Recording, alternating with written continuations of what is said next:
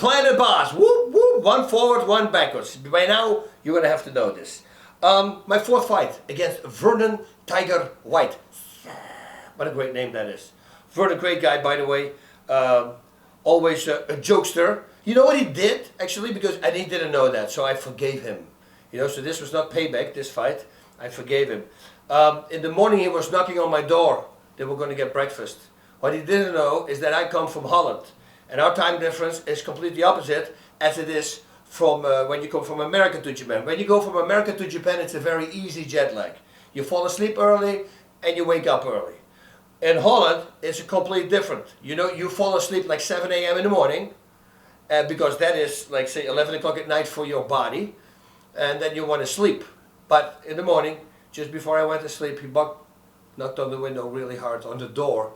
He says, hey, come have breakfast. And now I was awake. And I only slept like 2 hours or 3 hours, and I couldn't sleep anymore because now the fight is going on. You know, it's like, okay, you start thinking about the fight, all that stuff happens. Anyway, this is the very first fight after my last loss. My first loss, actually, after my last breakdown against Funaki Masakatsu. It was by way of toe hold. And if you are here for the very first time, you go like toe hold, and you didn't see the other video, you're going to go, they just hold a toe like this? Nah, they don't. Trust me, my ankle was freaking like this. I actually saw John Lober against Ryushi Yanagisawa, who was my very first opponent. John Lober broke his shin bone because of a toe hold. So it's a very powerful move. But now, I got inspired a little bit and I wanted to do leg locks. Okay, so my main goal of my main submission was always the guillotine. And I was really good with the guillotine because it was the only submission I knew. It's the striker's submission is what they call it. Because guess what? If you're good strikers, they're going to shoot in. And once they shoot in, well, the head's going to be here at one moment, and then you grab it and you go for a guillotine choke. Nowadays, there's great defenses and all for it. Doesn't really matter. At that particular time, it was the go-to move from me. So, I also started, because of my last loss by way of toe hold, dabble a little bit into the leg locks. And you will see this in this fight as well. Now, let's start with this fight. First of all, the week before, I thought it was smart of me not to hit the bag or not to spar anymore because you only can get injured, right? So I did another smart thing. Not smart. Note to self, don't do that, okay? So that's another thing that you shouldn't do. I went to the forest to train and to run. And while I'm running there, because I always like the forest, because I have to take these paths up and going down, you have to watch out where you put your feet, you know, and it takes the mind off. If I'm just on the road and just running or on a treadmill, I get bored really fast, and once you get bored and you start thinking about your stamina, this is where the stamina goes down, of course. It's never fun. So I don't do on the treadmill hill sprints or something like that. I can't do monotone running. So I decided to go to the forest and go into those hills and, you know, and avoid all these crazy obstacles. Well, I didn't avoid one. But my ankle, I fell on the ground. I think I sat there for, well, 10, 15 minutes, which is a very long time, sitting there. It was pretty cold also because it was April. April in Holland is pretty cold, just like it is here in Texas right now. But I got better. I hopped back to the car, and once I was in the car, I go, ooh, this is not going to be good for the fight. So there's not going to be any kicking for me. I knew that already. Because 2 days later, I had to fly to Japan. Now flying, of course, is not going to help you as well, because with the pressure and everything and the injury, it got a little bit worse. The only person who knew about it was my manager. Nobody else. So I packed it in, and once I entered the hotel, nobody could tell that I was injured. Trust me. I put on a poker face and just walked around, because I knew if somebody knows, well, it's the first thing they're going to attack. But you know what it is with things like that? It's almost like you're sending out a signal unknowingly to your opponent. It says, hey, my left ankle is hurt.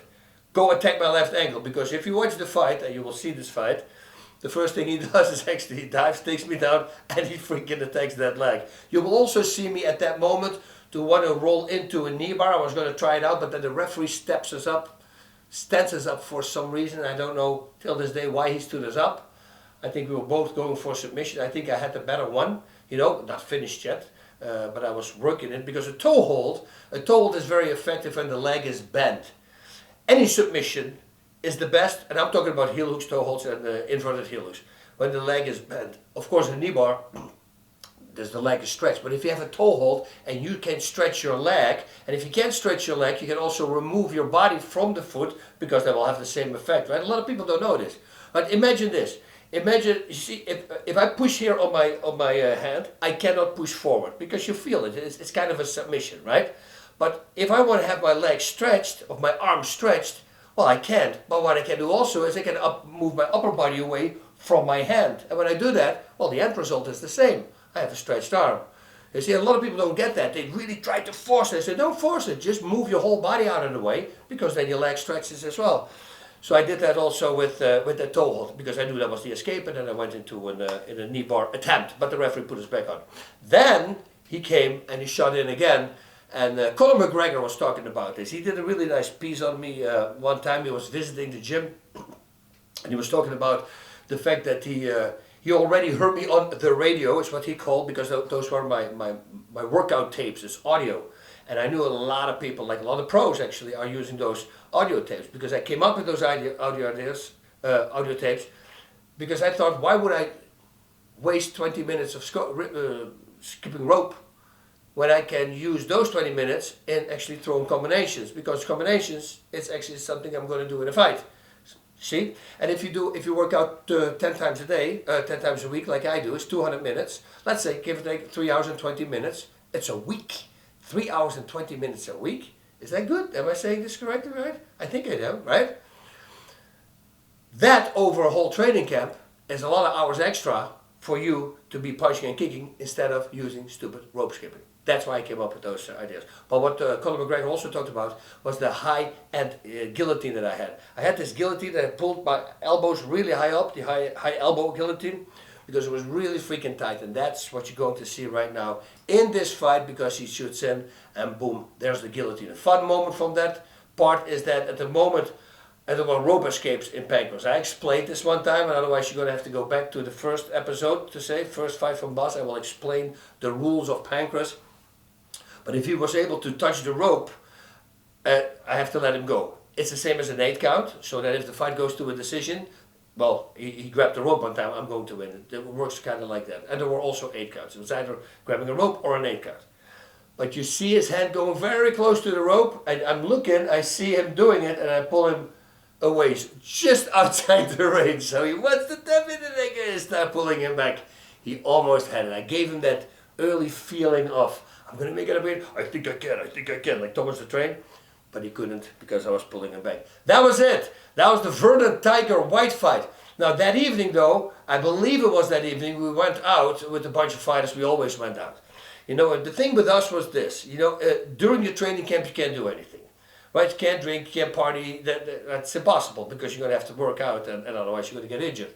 But after a fight, you know, 2-3 days, we go ballistic, we go crazy, and then we shoot back in training camp again, because normally, well, I fought my first year in Pancrase, I think 8 fights, and my next year I fought 9 fights. I mean, we're fighting on a high freaking pace.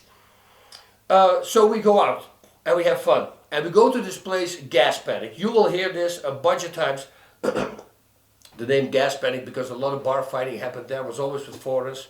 They got rowdy, they got drunk, and then they always got into fights. I talked to fights with the fake Navy SEALs that was there, with a whole bunch of other guys. I'll tell you a funny one. It was not even a fight, actually. I'm walking in there, and there is this this wall. It's how do I say it? When they have an elevator go up, so it's like a square thing, and there's a stairs that you can go up.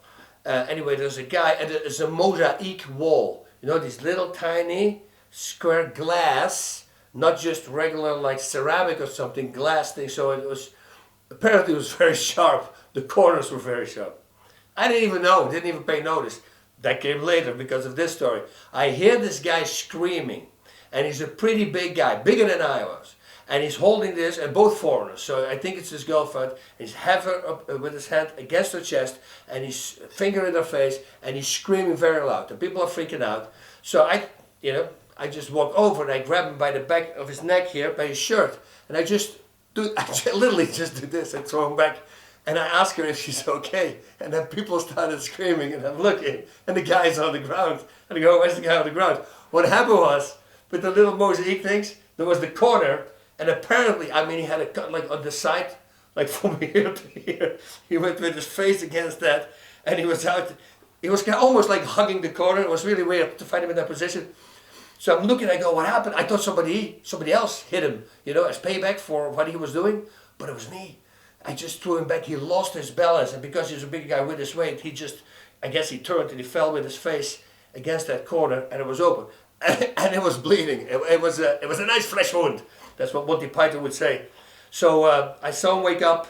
Everything was okay. I said, hey, dude, do you know where you are? Yeah, in Japan, in Tokyo. I go, no, that's a good thing. That's a good thing. And I don't even know that he knew that was me because he wasn't looking at me. I just grabbed him and pulled him back. This was literally the move that I did. It was not hard at all. So, but it was my cue to leave the scene because I was afraid people would start pointing. And then we have to go to round number 2. I just had my fresh clothes on. I didn't want to have any blood on my clothes. So we stopped it. Now, gas betting, there was always fun for other fights as well. I'll tell you one more. It's a short one. It was with Guy Metzger. Guy Metzger has this guy who wants to fight him. And constantly we tell the guy, don't fight. And the guy starts flicking out sidekicks in front of his face. And I go, oh, this is going to be so ugly. This is not going to be good because the guy doesn't know what he's doing. He thinks he can. He's watching a movie. And I tell Guy, I go, Guy, the guy has no clue. He says, I know, don't worry. So what do? I go, when we're with the bunch of fighters, I say, just choke him out. So he immediately shoots in on the guy, didn't even take him down, goes on the armpit, and he chokes him out. The guy goes, he puts him down. I go, okay, let's go party now. But it was Guy. Guy was always the gentleman. He was the really nice guy who would try to stop the fights. With the whole thing with the fake seals that I had, he was also the guy who said, guys, don't go outside with this guy, just let's stop it. But that's another story. I believe I already talked about that one. This next one, Takahashi. Takahashi was that was my 5th fight. He was kind of the boss Rutan from Japan. And we're not talking about skill-wise, although he was an animal. Well, not that I consider myself an animal, but at the time I was much more an animal than I am now. But he was a crazy man afterwards also. We were partying a lot. The guy was also a drinker, and you click. If you're crazy and insane, and another person is crazy and insane, doesn't matter what country you come from, you guys click, and then there's a bond. And I had that with him. So he's a very nice guy. Not before this fight yet, though, because that was only the 5th fight. It took a while, a few years, for everybody to start to become comrades. In Pancrase. Anyway, so I have, and I told this story before, but a lot of people don't know this story if you're watching it right now. So I'm going to retell it. John Blooming was next to Mas Oyama. Now, Mas Oyama is the founder of Kyokushin Karate. He's the guy who used to knock out bulls with his fists. He would knock them out. I mean, it was insane. This guy started the hardest form of karate called Kyokushin Karate, what I just talked about. And the highest gaijin, that's the foreigner, next to him was John Blooming. John Blooming is from Holland. He's got the 11th degree Kyokushin, and Mazoyama, I believe, had 12. So he's really high up the freaking ladder. He came to Japan to watch me fight. And I believe Sammy Shields was there as well, who later became the 4-time K1 champion. He's a really great striker. He actually did good in Pancrase as well. Tall guy, 7 feet tall, look him up, animal. Anyway, we're walking on the street and we hear the promo. We hear this voice, Hybrid Wrestling, Pancrase. And we're looking. I actually met the guy in a freaking supermarket in California one time. He goes, hey Bas, you don't know me. I was the guy. And he did the voice. I go, dude, you're the voice. Anyway, his voice, we heard that. And we all turn around and there's this giant screen. And I'm talking about a building. There's a building and most of the building is covered by this screen. And the first thing we see is me knocking out a guy. My very first fight against Aji, Yanagisawa. Poof. And we go, whoa, it was the promotion for the next day when we were going to fight. And I'm looking, because it's cool to watch, right? You see yourself, you see other people fighting, and there's this moment when somebody sits in half guard, which I didn't have a lot of understanding about at that time, and he's going for an inverted heel hook. He grabs the leg, and he falls back, he goes for an inverted heel hook. So I'm looking back, and I'm saying to John Blooming, the 11th degree Kyokushin guy, I go, dude, that's a cool move, I gotta remember that. So the next day I'm fighting, and what do you know, I'm in that position. Now in Pancrase we wore shoes, and shoes and leg locks, not a good combination.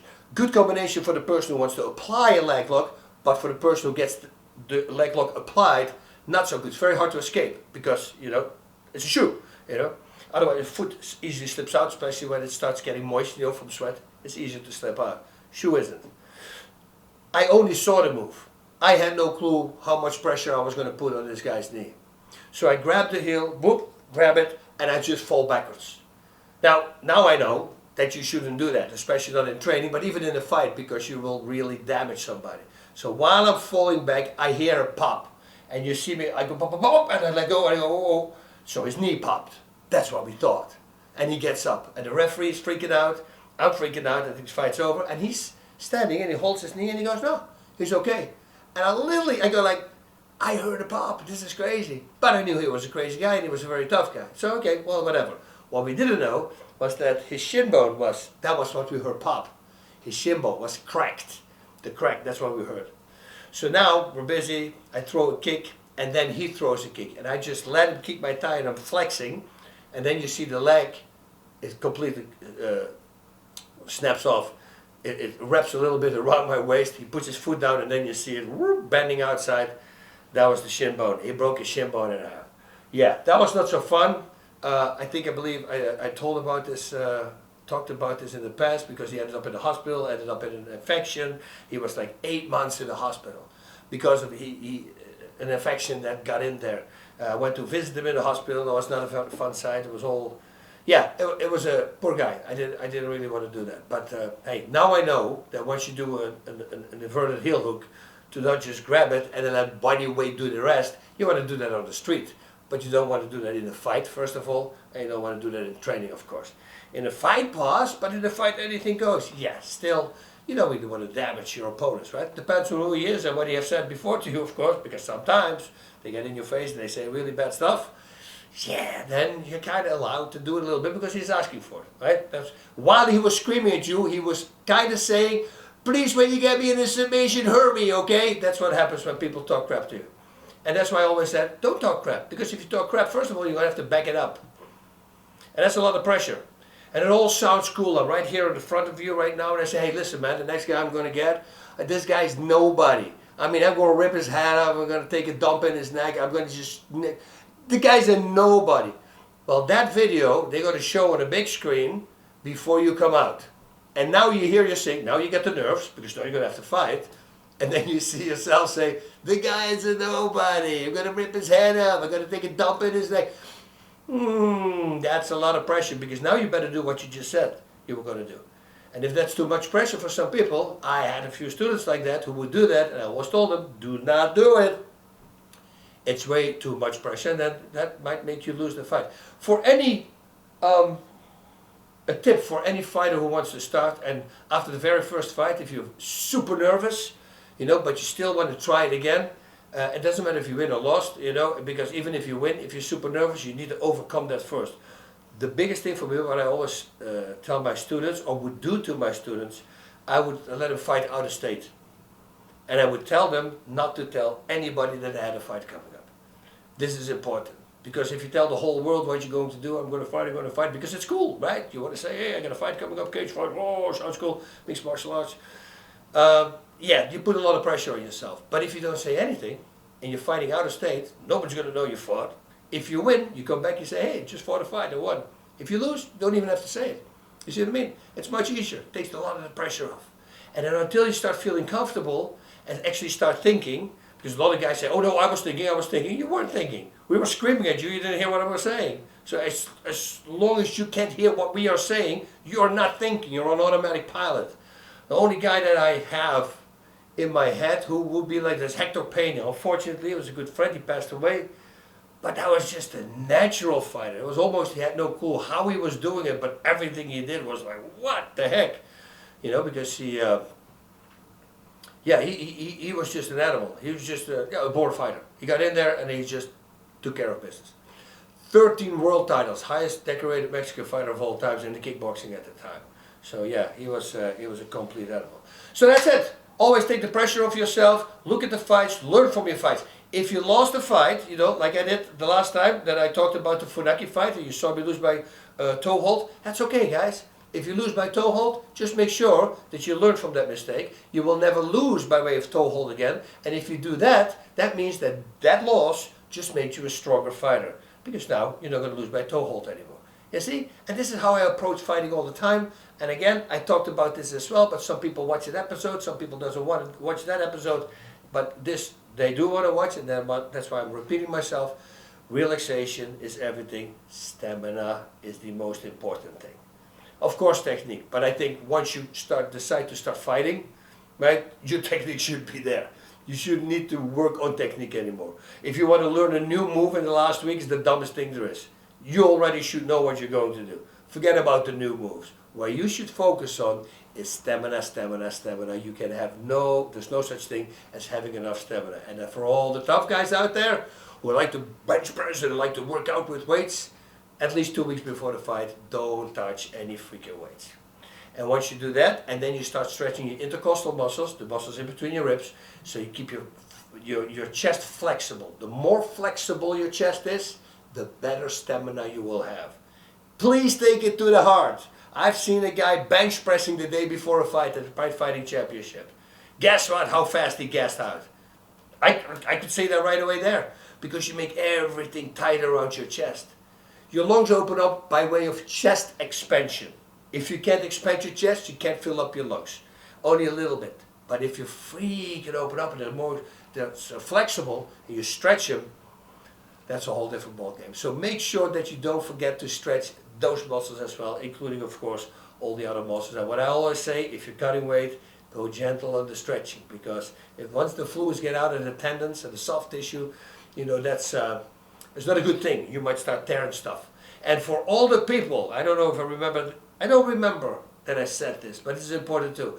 It's kind of out now, but there was a long time, a lot of fighters used GHB, and it was great to go to sleep with and for stuff, it's really bad because it's what they call the date rape drug. But officially, before it was labeled the date rape drug, it was actually a very healthy thing. Makes your liver, renews your liver, you burn fat more, there was some more, it produces more growth hormone, your own body produces hormone. If you read the benefits, it's actually really good, until some knuckleheads, started giving it to ladies, and they passed out, and they start, doing bad stuff, and start filming it. I want to get caught, right? So thankfully they got caught, but now of course they labeled that as a date rape drug, but officially it was good, so some fighters were still using it to go to sleep, because you don't want to take sleep medication. That stuff though, watch out, because it dehydrates you like a maniac. So it's also good for weight cutting. But the problem with that is, I had a lot of guys who tore muscles. And every time when they tore something, I said, let me ask you, will you use GHB to go to sleep? You go, how do you know? I go, every single person who tears something before a fight, I'm asking the same question. And a lot of these guys were using it. So watch out with that stuff if you're still using it to go to sleep before a fight. And otherwise, don't worry about it. You don't need to know anything, because they're not taking it. Just take a lot of fluids. All right, everybody, I will see you the next time again. Godspeed and party on.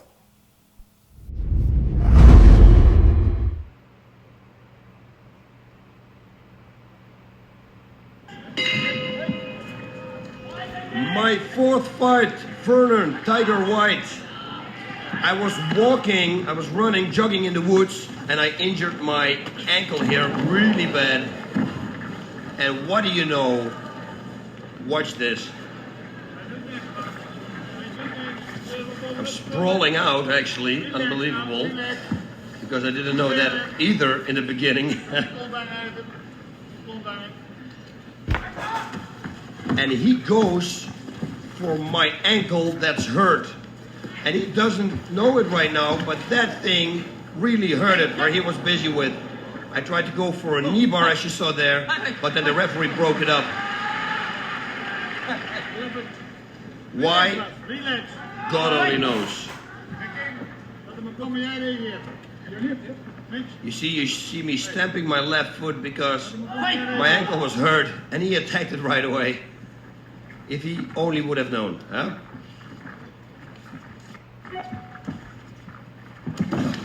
Left hook right straight, and here's the famous guillotine. And listen to me, I had the best guillotine because it was pretty much the only weapon I had. He's trying to reach the rope. I pull him away from the rope. And there is the tap out.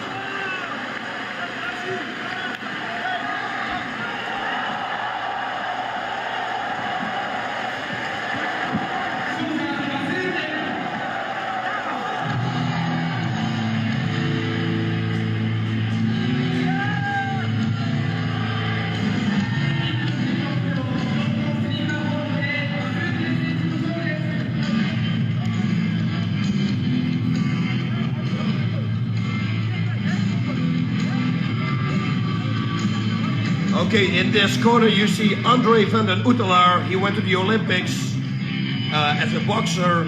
I trained with him too on boxing. And the other guy you saw in the corner was my manager. There he is, Clovis Dupré. He's running the Bas Pancrase Academy right now in Europe for me. There, also a big hand for Vernon Tiger White, because hey, he stepped in and he did his job.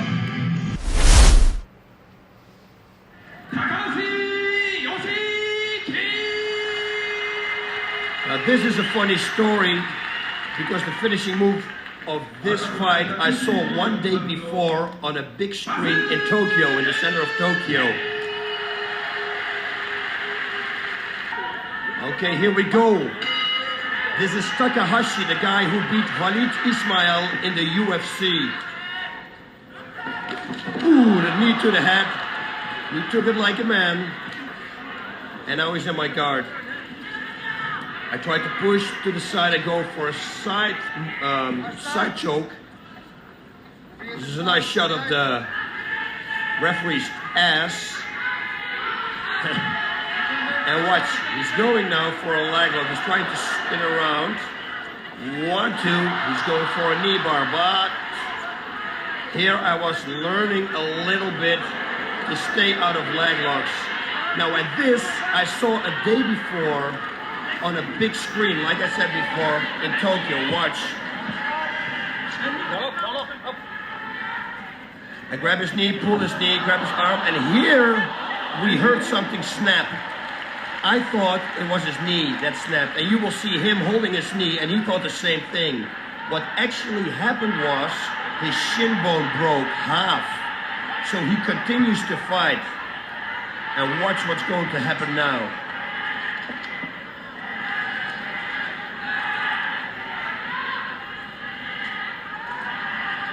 I'm setting him up. Right kick, inside low kick, and now he kicks. And he blocks. And I don't know if you saw it. We will get it in the rerun, in the slow-mo. But there you saw his leg bending out and his shin broke completely here.